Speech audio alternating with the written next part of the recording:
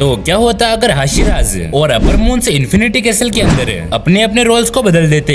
Well, क्या ये अपने नए हाशिराज इन नए अपर मून्स को हरा पाएंगे या फिर ये पूरे बैटलफील्ड को ही बदल के रख देंगे? वेल, इस बारे में जानने से पहले सबसे पहले हम कुछ इंपॉर्टेंट रूल्स को समझ लेते हैं। तो पहले रूल के अंदर अगर किसी अपर मून की जो ब्लड डीमन आर्ट होगी वो हाशिरा बनने के बाद उसकी ब्रीदिंग स्टाइल बन जाएगी। एग्जाम्पल के लिए अगर डोमा की ब्लड डीमन आर्ट आइस से रिलेटेड है तो हाशिरा बनने के बाद वो आइस ब्रीदिंग का यूज करेगा। और सेकंड रूल में हम सिर्फ हाशिराज और अपर मून्स को ही बदलेंगे, मतलब कि तांजिरो, ज़ेनेत्सु और बाकी कैरेक्टर्स पहले की तरह ही रहेंगे। और थर्ड रूल के अंदर हम सिर्फ इन्फिनिटी कैसल के अंदर हुई फाइट्स को ही इंक्लूड करेंगे। वेल, वीडियो को शुरू करने के लिए हम मान लेते हैं कि इन्फिनिटी कैसल पहले से ही मौजूद है और शुरुआत के लिए हमारे पास है अपर मून शिनोबु वर्सेस डोमा, कना और इनोस्के। वेल, तो चलो क्यों ना शिनोबु से ही पूछते हैं कि क्या वो हाशिरा डोमा को हरा पाएगी। तो शिनोबु, क्या तुम हाशिरा डोमा को हरा पाओगी? हाँ, मैं हाशिरा डोमा को हरा सकती हूँ, लेकिन सिर्फ पावर और रिवेंज के लिए नहीं, बल्कि जस्टिस के लिए और अपनी बहन के लिए। वेल, तो चलो अब क्यों ना डोमा से पूछते हैं कि क्या वो अपर मून शिनोबु को हरा पाएगा।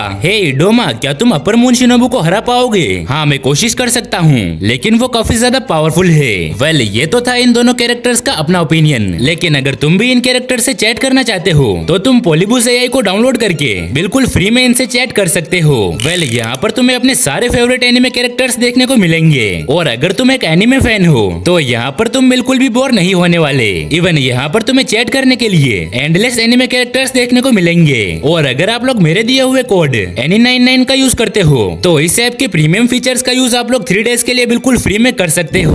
तो अब सोच क्या रहे हो, जल्दी से डिस्क्रिप्शन में दी हुई लिंक से जाकर पोलिबुस एआई को डाउनलोड करो और जाकर अपने फेवरेट एनिमे कैरेक्टर से चैट करो। वेल, ये फाइट डोमा और शिनोबु के बीच शुरू होती है। वेल, आपकी जानकारी के लिए मैं आपको बता दूं कि डोमा यहाँ पर आइस हाशिरा है जो कि आइस ब्रीदिंग का यूज करेगा और वहीं शिनोबु पॉइजन मैनिपुलेशन का यूज करेगी। मतलब कि ये फाइट ओरिजिनल स्टोरी से बिल्कुल ही अपोजिट होने वाली है, क्योंकि डोमा का सामना एक ऐसे डीमन से होने वाला है जो कि फास्टर और कॉन्स्टेंटली रीजनरेशन कर सकती है। वेल, डोमा की आइस ब्रीदिंग काफी ज्यादा पावरफुल है। इवन वो शिनोबु जैसे डीमन की रीजनरेशन पावर को भी स्लो कर सकता है, लेकिन फिर भी वो शिनोबु की ब्लड डीमन आर्ट का सामना नहीं कर सकता। इवन शिनोबु इतनी फास्टर है कि वो डोमा को रिएक्ट करने का भी मौका नहीं देगी और किसी भी तरह से अगर शिनोबु घायल हो जाती है तब भी वो किसी अदर अपर मून्स के कंपेयर में अपने आप को जल्दी रीजनरेट कर सकती है। लेकिन शिनोबु की ब्लेड का सिर्फ एक स्क्रैच या फिर उसका ब्लड पॉइजन ह्यूमन डोमा को खत्म करने के लिए काफी है। बिकॉज अगर तुम्हें याद है तो तुम्हें पता होगा कि ओरिजिनल स्टोरी में भी डोमा की मौत की वजह पॉइजन था। मतलब कि वो अकेला तो यहाँ पर शिनोबु को नहीं हरा सकता, इसीलिए वो शिनोबु को काउंटर करके कनाओ और इनोस्के के आने का वेट करता है।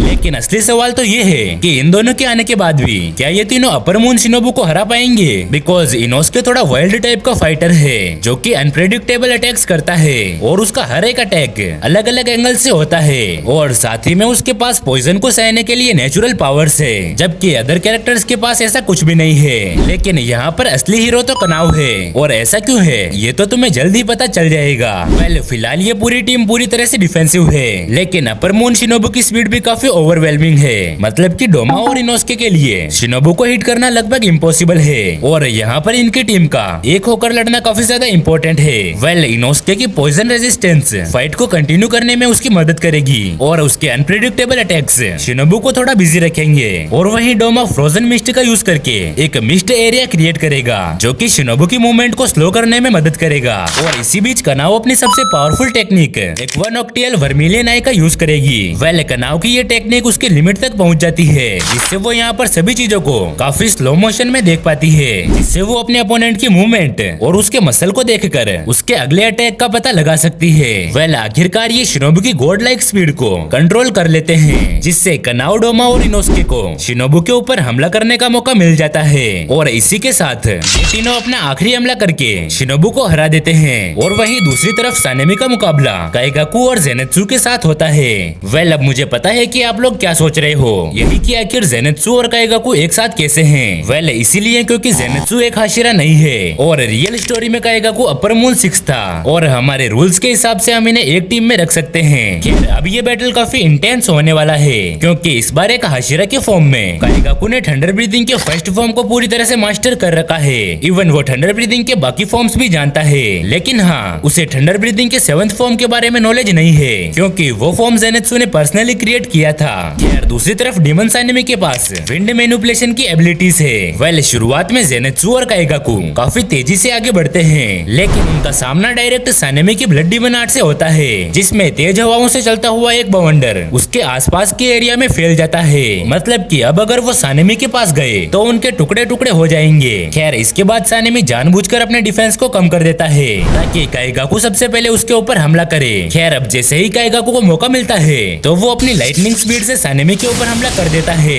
लेकिन उसे इस बात का आइडिया नहीं है कि सानेमी के ब्लड के अंदर एक अजीब सा पॉइजन है जो कि किसी को भी अपने कांटेक्ट में आने पर वीक कर सकता है। खैर काइगाकू पर इसका असर पड़ते ही उसकी ताकत कम हो जाती है और साथ ही में उसकी स्पीड भी स्लो हो जाती है। वेल काइगाकू यहाँ पर काफी ज्यादा डर जाता है और जैसा कि उसने ओरिजिनल स्टोरी में किया था वैसे ही वो यहाँ पर डीमन स्लेयर्स को धोखा देकर भागने की कोशिश करता है, लेकिन सानेमी उसे अपने एक ही हमले से खत्म कर देता है और अब यहाँ पर सिर्फ जेनेत्सु ही बचा है। वेल क्या वो सानेमी को हरा पाएगा? खैर अपने पार्टनर के डाउनफॉल को देखकर जेनेत्सु काफी ज्यादा गुस्सा हो जाता है और वो थंडर ब्रीथिंग के 7th form the God of thunder का यूज करता है, लेकिन यहाँ पर सानेमी को जीतने के लिए ज्यादा स्ट्रगल करने की जरूरत नहीं है क्योंकि उसकी पूरी बॉडी उसकी ब्लड डीमन आर्ट से कवर है। और भले ही इस मोमेंट पर जेनेत्सु काफी ज्यादा डिस्ट्रक्टिव है, लेकिन सानेमी की ब्लड डीमन आर्ट का एक हमला उसे हराने के लिए काफी है। मतलब कि डीमन सानेमी इजीली इस बैटल को विन कर जाएगा। खैर अब अगला बैटल है अपने अपर मून मित्सुरी और ओबनाए वर्सेस हाशिरा नाकिमे और युशिरो की। खैर इस बैटल को बैटल ही नहीं कहा जा सकता। तो देखो दरअसल हाशिरा होने की वजह से नाकिमे की breathing style special breathing style होगी, जिससे वो अपने आप को और बाकी डीमन स्लेयर्स को काफी तेजी से टेलीपोर्ट कर सकेगी और ये नाकिमे की काफी सपोर्टिव एबिलिटी होगी। वेल नाकिमे को कभी भी फिजिकली लड़ते हुए नहीं बताया गया, तो ये कहना गलत नहीं होगा कि हाशिरा बनने के बाद नाकिमे की पावर दूसरे स्लेयर्स की मदद करने के लिए ही सही है। और अगर युशिरो की बात करें तो रियल स्टोरी में एक डीमन होने के बावजूद भी वो अपर मून डीमंस के आसपास भी नहीं है। इवन उसकी जो ब्लड डीमन आर्ट है वो भी एक सपोर्टिव ब्लड डीमन आर्ट है। खैर अब यहाँ पर मैं इनके बैटल को डिटेल से एक्सप्लेन नहीं करूंगा क्योंकि सच कहूँ तो डीमन मित्सुरी और ओबनाए को हाशिरा नाकिमे और युशिरो को हराने में थोड़ा भी टाइम नहीं लगेगा, बिकॉज हाशिरा फॉर्म में ही इनकी पावर इतनी ज्यादा है, तो अपर मून बनने के बाद तो इनकी पावर और भी ज्यादा इंटेंस हो जाएगी। यानी कि ये बैटल अपने अपर मून मित्सुरी और ओबनाए जीतते हैं। खैर अब अगला मुकाबला है अपने upper moon Gyu versus Hashira Akaza और तांजिरो के बीच। वेल मुझे पता है कि आप सभी को इस बैटल का वेट काफी देरी से था, तो चलो अब देखते हैं कि आखिर इस बैटल में कौन जीतता है। लेकिन उससे पहले मैं तुम्हें बता दूं कि ग्यू के पास आइस मैनिपुलेशन की पावर है जो कि वो अपनी वाटर ब्रीदिंग टेक्निक्स के साथ मर्ज कर सकता है, जबकि हाशिरा अकाजा सोर्यू ब्रीदिंग का यूज करता है। खैर फाइट के शुरुआत में गियू बैटलफील्ड को अपने डिफेंस में लेता है, जिसमें वो एक बहुत ही बड़े एरिया को पूरी तरह से फ्रीज कर देता है और इस एरिया में एंटर करने वाली कोई भी चीज पल भर में ही चकनाचूर हो सकती है। वेल ये अकाजा के लिए एक बहुत ही बड़ी प्रॉब्लम है बिकॉज उसकी सोर्यू ब्रीदिंग पूरी तरह से क्लोज बैटल पर ही डिपेंड करती है। और अगर हम गियू की इंसेन स्पीड की बात करें तो वो अकाजा और तांजिरो दोनों को काउंटर करने के लिए काफी है। खैर अब यहीं पर अकाजा अपने कंपास नीडल के ह्यूमन वर्जन का यूज करता है, जिससे वो गियू की फाइटिंग स्पीड को समझ जाता है। इवन जब गियू अकाजा के सामने अपनी स्पीड का यूज करता है तब अकाजा अपने सोर्यू ब्रीदिंग के 4th फॉर्म शॉक वेव का यूज करके उसके ऊपर हमला करता है और इससे जो एयर प्रेशर क्रिएट होता है वो गियू की आइस को डिस्ट्रॉय कर देता है। और अगर मुझसे पूछो तो तुम्हें पता चलेगा कि अकाजा की ह्यूमन पावर ही ग्योमेई की पावर के बराबर है। खैर अब आप लोग यहाँ पर जरूर ये सोच रहे होंगे कि आखिर तांजिरो कहाँ पर है, क्या वो अकाजा के साथ मिलकर फाइट नहीं करना चाहता? वेल जरा रुको, जब अकाजा गियू को बिजी रख रहा था तब तांजिरो ने ट्रांसपेरेंट वर्ल्ड को अनलॉक कर लिया था, जिससे वो गियू के मसल्स और उसके ब्लड फ्लो को रियल टाइम में देख सका और ऐसा करने से उसे गियू की कमजोरी के बारे में पता चला। वेल अब जैसे ही तांजिरो को गियू की कमजोरी के बारे में पता चलता है तो वो अकाजा को एक इशारा करता है, जिससे अकाजा तुरंत अपनी सोर्यू ब्रीदिंग के फाइनल फॉर्म को अनलीश करता है और वो गियू के ऊपर हमला करता है, जिससे उसकी आइस वाली एबिलिटी रुक जाती है, जिससे गियू को अब अपना फोकस अपने रीजनरेशन और अपने डिफेंस पर करना पड़ता है। और इस मूवमेंट का फायदा उठाते हुए तांजिरो अपने हिनोकामी कागुरा को चार्ज करके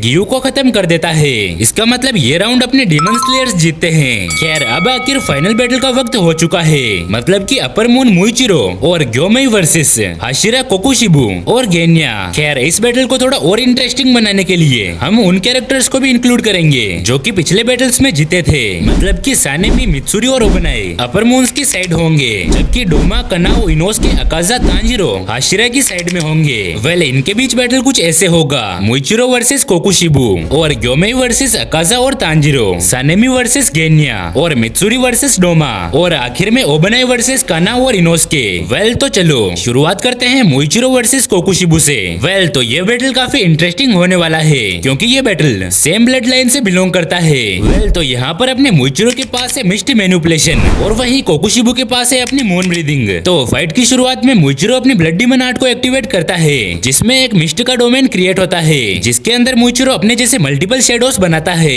और डिफरेंट एंगल से कोकुशिबू के ऊपर हमला करता है। वेल मोइचिरो की ये एबिलिटी उसके अपोनेंट के खिलाफ उसे जीतने में काफी ज्यादा हेल्प करती है, लेकिन सच कहूँ तो ये कोकुशिबू को हराने के लिए इनफ नहीं है बिकॉज कोकुशिबू के पास ट्रांसपेरेंट वर्ल्ड है जिससे वो इन सभी क्लोन्स में से इजीली रियल मोइचिरो को लोकेट कर सकता है और ऐसा करके कोकुशिबू मून ब्रीदिंग का यूज करता है और किसी दूसरे ब्रीदिंग के कंपेयर में मून ब्रीदिंग के अटैक्स पूरी तरह से रियल होते हैं जिनकी साइज और लेंथ भी बदलती रहती है। मतलब कि मोइचिरो चाहे अपनी धुंध के अंदर कितना भी छुप जाए लेकिन कोकुशिबू अपनी मून ब्रीदिंग का यूज करके उसे इजीली ढूंढ सकता है। और अब मोइचिरो के पास बचने के लिए कोई स्पेशल जोन भी नहीं है और अगर कोकुशिबू अपने डीमन स्लेयर मार्क के साथ अपनी स्वॉर्ड स्पिरिट को कंबाइन कर ले तो मोइचिरो उसे किसी भी तरह से काउंटर नहीं कर सकता, यानी कि इस बैटल में अपना कोकुशिबू जीतता है। खैर अब अगला बैटल है अपने अपर मून सानेमी वर्सेस गेन्या का। वेल देखा जाए तो ये बैटल गेन्या का सबसे बुरा बैटल है। तो शुरुआत से ही सानेमी अपनी पूरी बॉडी को अपनी ब्लड डीमन आर्ट से कवर कर लेता है,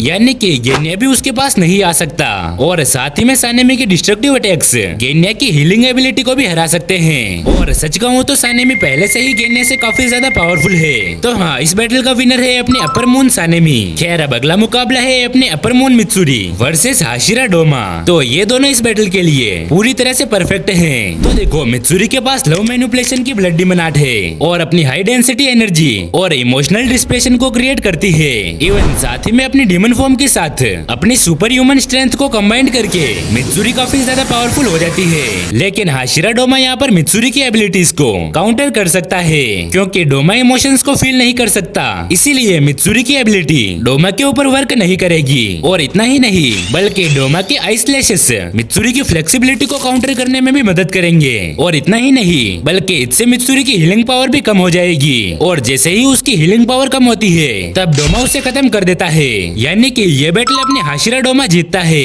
खैर अब अगला बैटल है अपने अपर मून ओबनाई वर्सेस इनोसके और कनाओ। वेल एक अपर मून के फॉर्म में ओबनाई के पास शेडो सोल्जर क्रिएट करने की एबिलिटी है। वेल जैसे ही ये फाइट शुरू होती है तब ओबनाई पूरे बैटलफील्ड को अपने शेडो सोल्जर और अपने काबामारू से भर देता है। वेल इनोसके अपने स्पेशल अवेयरनेस की मदद से इस इन्वायरमेंट को काउंटर कर सकता है, लेकिन अगर कनाओ की बात करें तो उसे यहाँ पर काफी स्ट्रगल करना पड़ेगा बिकॉज वो पहले से ही अपनी पावर्स को शिनोबू के साथ फाइट करके अपनी लिमिट्स तक ले जा चुकी है, जिससे अब वो सही तरीके से नहीं देख सकती।